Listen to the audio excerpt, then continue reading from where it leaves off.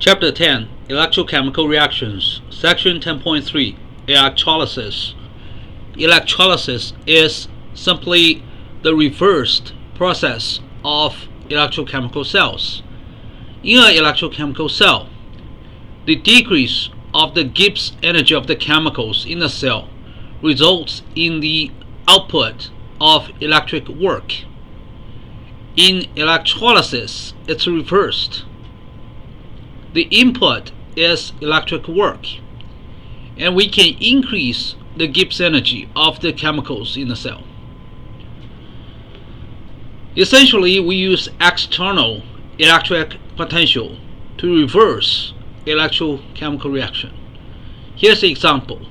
A 1.5 volt AA battery or AAA battery can reverse a reaction with a very negative standard Gibbs energy of reaction, such as this reaction from H2 and O2 to water. In this reaction, we can look up the Gibbs energy of formation for H2, O2, and water at room temperature. Well, it's actually just 0 for H2, 0 for O2. For water, it's negative 237.14 kilojoule per mole. Now we can use the Nernst equation, which is the standard Gibbs energy of reaction equals negative NF times the standard cell potential. So the standard cell potential is negative standard Gibbs energy of reaction over NF. We plug in all the numbers. Well, it's 1.23 volt. So if we use hydrogen and oxygen to make an electrochemical cell with this kind of reaction, the standard cell potential is 1.23 volts at room temperature. How can we reverse this? Well, we just need a voltage higher than 1.23. So theoretically, a 1.5 volt AA battery can just reverse this reaction. But if you really use 1.5 volt battery to reverse this reaction to produce hydrogen and oxygen from water, you're not going to succeed, because the electric current is going to be extremely low. It's very hard to observe anything going on. In practice, we actually use 9 volt battery or even higher voltage, maybe even 12, to reverse this reaction to produce enough H2 and O2 gases to be observed. We also need to add salt to increase the conductivity of water. Otherwise, the electric current is still slow. So now let's look at the diagram over here. We need a battery.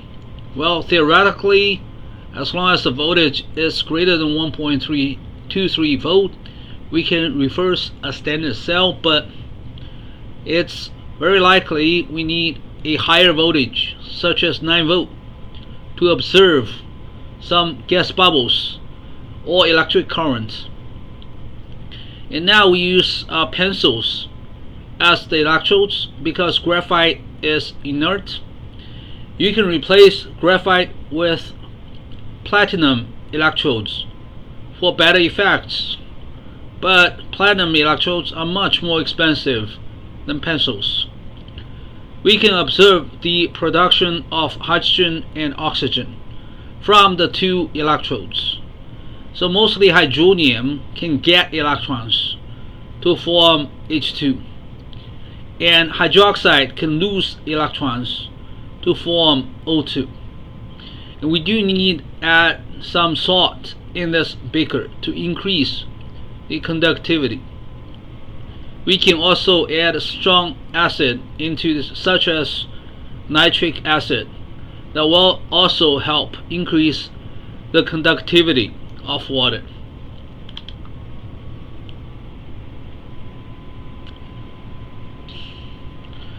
So this is a demonstration I did at home to make hydrogen gas. I used a 9 volt battery, so for convenience, And really, I just dissolved some salt in this water. Let's play a little bit. In this video, I'm gonna make some hydrogen gas. This is just hot water. I'm putting a lot of salt, table salt, into the water. I'm gonna stir it, or try to dissolve as much salt as possible. This is just to increase the, right?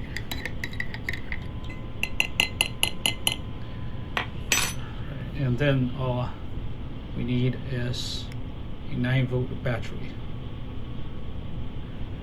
I just put the battery inside.